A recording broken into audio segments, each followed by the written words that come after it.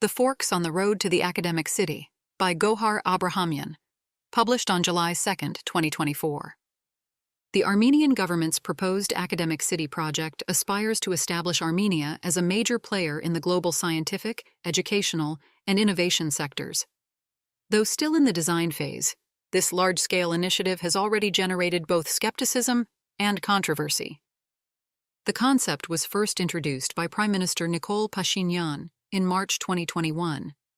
According to Pashinyan, the academic city would be a place where the scientific and academic potential of the country would be centralized, and its construction would be funded by the sale of state-owned university buildings, most of which are in central Yerevan, and since most of them no longer meet 21st century standards, the announcement about the construction of the new city and the potential sale of existing university buildings provoked a significant response.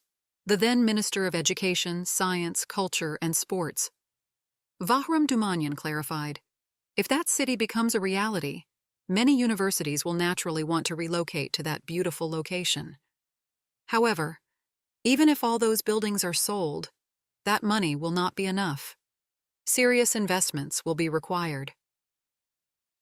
The government program, adopted in August of 2021, cited the establishment of the academic city as a project of strategic importance, despite the project not being mentioned in the ruling party's pre-election program during the snap election that took place 2 months prior.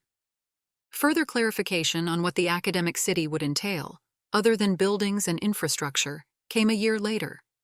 The State Program for the Development of Education of the Republic of Armenia, until 2030, describes the academic city as a set of campus clusters that provide a modern educational environment for quality higher education and research. The academic city will ensure expanded networking and synergistic cooperation among educational institutions, scientific institutions, and manufacturing, incorporating modern virtual, social, as well as physical infrastructures. Consequently, Pashinyan emphasized the government's obligation to lift the higher educational system out of a deep crisis. He stressed the government's commitment to establishing universities that meet international standards, with the state taking full responsibility for their funding. After 2027, we will not allow universities that do not meet certification licensing conditions to exist in the Republic of Armenia, Pashinyan stated. In Armenia, universities will operate solely in the academic city. We will provide a space for everyone, and everyone must accept this choice. The Academic City project took shape, at least on paper, with the state's adoption of its implementation timetable in October of last year. The document outlines the goals of the project, which include having at least 4 universities in the top 500 international rankings and doubling the number of foreign students. It also plans to expand state universities by merging them with research institutes. This aims to enhance the quality and competitiveness of research and facilitate effective generational change. According to the plan, the city will be able to physically accommodate up to 16 universities, up to 8 state-expanded universities, and up to 8 private or international universities. A crucial part of this plan is the creation of 4 academic clusters. A technological cluster. This will accommodate approximately 14,500 university students, 500 high school students, and about 3,000 faculty members. It will bring together various research and technological centers. The technological high school will also be situated on campus, offering science, technology, engineering, and mathematics-oriented educational programs for senior classes. Arts cluster. This is planned for approximately 2,000 students and 200 apprentices. It will include around 900 academic staff members and will unite the Culture, Heritage, and Arts Center, the High School of Arts, and have a modern theater cinema concert hall, as well as spaces for seminars and workshops. The inclusion of secondary professional education programs is also planned, and a film city could potentially be added to the same area. Educational cluster. Designed for roughly 15,000 students and 1,400 academic staff, this cluster will also incorporate an educational research center. Officer cluster. The structure and capacity of the officer cluster will be determined through professional consultations. The officer university will have 2 national security departments, external security and internal security. An officers' high school and college will also be part of this cluster.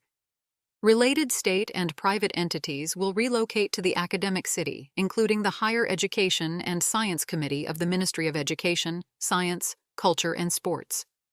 The documents mentions 2 sites under consideration for the academic city. One near the 17th district of Yerevan, adjacent to the Interstate M1 road leading to Ashtarak, which is mainly state or community-owned property, and the other is the Hamo Beknazarian Hay Film Studio. Collectively, these sites span approximately 700 hectares. The academic city will be connected to the capital by railway. Within the city, mobility will be regulated with special provisions, including for cycling and electric transportation. The concept outlines that the academic city and its surrounding areas will be home and workplace to approximately 44,000 people. Some of these will require living accommodations, dormitories, students, junior researchers, and professors, or serviced apartments, senior professors and researchers. In addition to educational facilities, the academic city will be home to several other ambitious projects like a national stadium, designed to accommodate up to 35,000 spectators. Funding for this project is expected to come primarily from the state budget, along with investments or loans from international financial partners. According to the most preliminary calculation, 1.2 trillion drams would be required for the construction of the city. Private sector investors may also contribute funds for the construction or management of housing, sports facilities, and other domestic purposes. However, this will be under specific conditions to ensure adherence to the master plan and maintain the city's harmony in the future. The academic city's construction schedule comprises 3 main phases. The design phase, which began in October 2023 and is slated for completion in September 2025. The construction phase, which is anticipated to commence in October 2025 and, according to initial estimates, conclude in December 2029. The service phase, which is scheduled to begin in January 2030. This attempt to radically transform higher education in the next 6 years has drawn significant criticism. Nearly all large universities have expressed their opposition to the proposed expansions and relocations. Furthermore, the future of historic university buildings that give the city its character remains uncertain. As of 2023, there are 67 higher education institutions in Armenia, with 31 being non-state. The student population totals 71,732, with 59,169 enrolled in state universities. The number of employees in state universities is 15,252, whereas non-state universities employ 1,883. Many experts agree that the number of universities in Armenia is quite high considering the country's size and number of students. They agree the number should be reduced to increase efficiency. However, they foresee problems implementing this through the academic city. Although I agree that the number of universities in Armenia is large and some mergers are possible, the extensive program currently being proposed threatens both university education and science, says Saurabh Khachatriyan, an education expert and lecturer at Yerevan State University. He points out the lack of research underpinning this initiative, which could shed light on the problems that universities currently face. Samvel Karabekyan, another higher education expert, believes that the expansion of universities is not only urgent, but perhaps even overdue.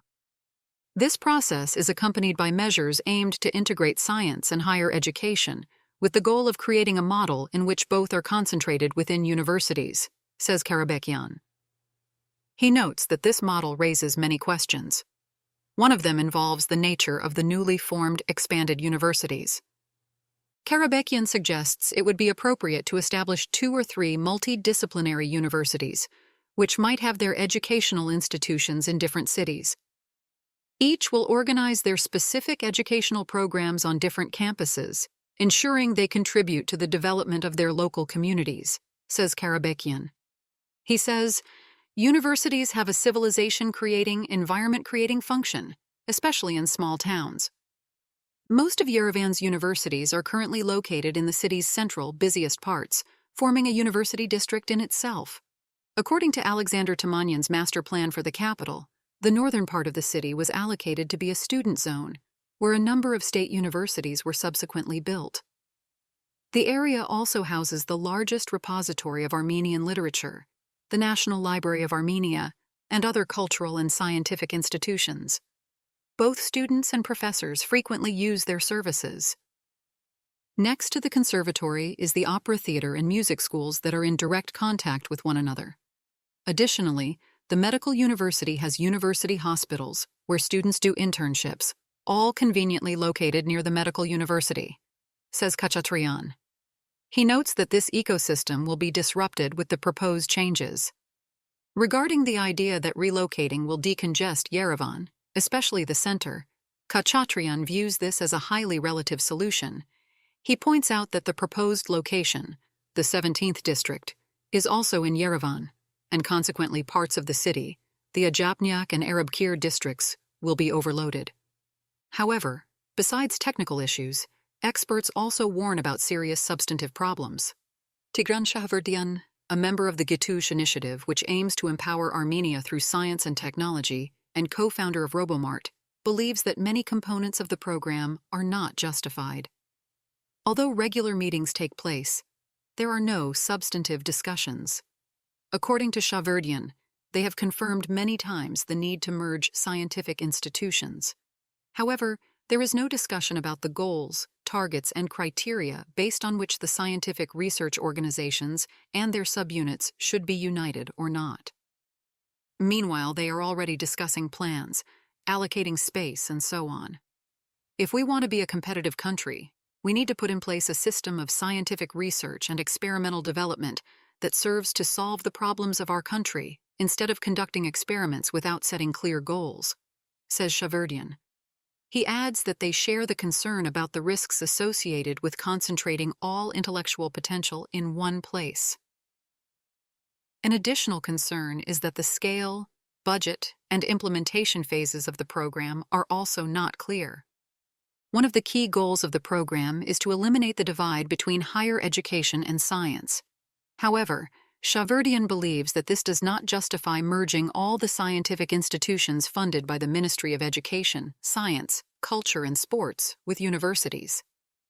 As international experience shows, it is possible to ensure this integration within the existing system.